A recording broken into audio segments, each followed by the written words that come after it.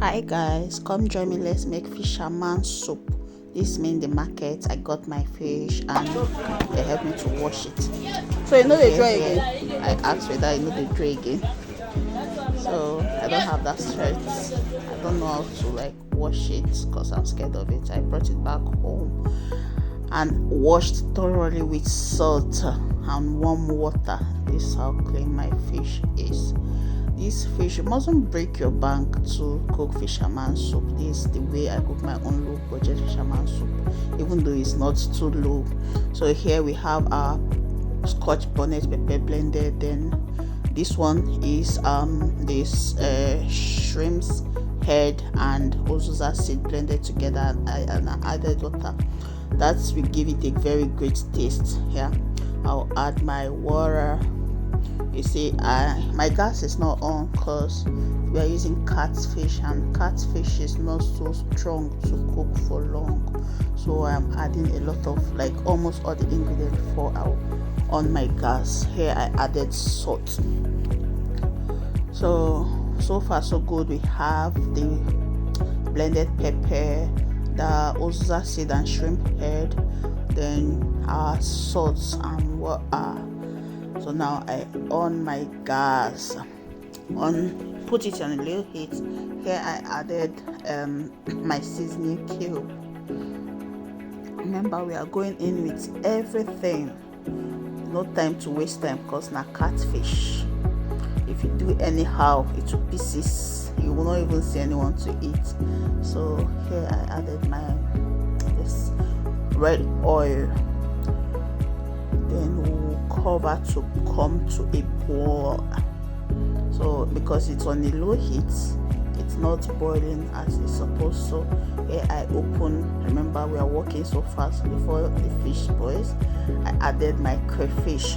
You have to be very generous to crayfish. Yeah, it is called seafood for a reason.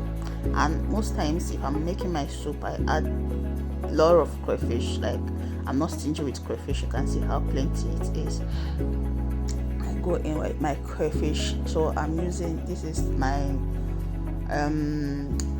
blended cocoyam. Yeah, it will serve as thickener for the soup because the soup is not too big, not too small.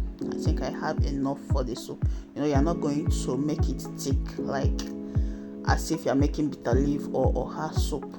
So I added it. Remember, you can see fish is not boiling so much, even though the gas is on a very low heat. Yeah, so I added everything I need to add at the moment.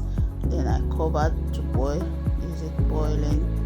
You see, the cocoyam is not fully dissolved. How you know that your soup is done when you're cooking in either bitter leaf or anything? Any of this thing you are using cocoyam is when the cocoyam melts, you are not seeing any of it again.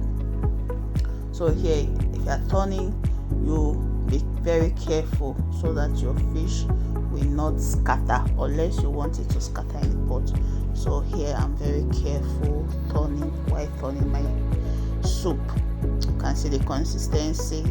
It's not too thick and not so watery. Here I added my shrimp. In this market where I went to, before I saw this shrimp, I walked around the market. So just one single person that have it, and it's not even fresh. I had no option. I bought it.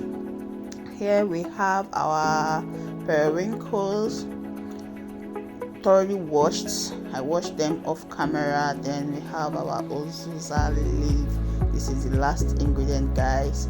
Then this is the final look. You need to taste this soup. So nice, so nice. You can't go wrong if you do this my method. Even though it's not so low, but it's a low budget fisherman soup for those of you that think you cannot make fisherman soup.